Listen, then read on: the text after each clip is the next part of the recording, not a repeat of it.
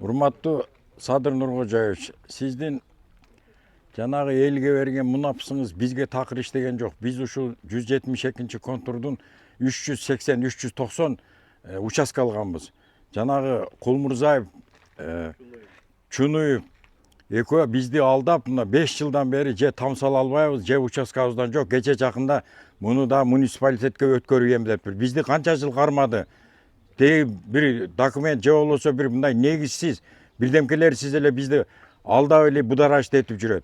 Мына өткөндө аким да келди, зам аким келди, өкмөт келип атат, келип эле бүлдүзөрү 4 милиция тиги булар келип эле түрттүрөбүз, мына салынган үйлөрдү бузабыз деп. Ушундай жакшы бузган, андан көрө куруп бербейби? Ушулардын теңи оорукчан, кары картаңдары бар, мага окшогон.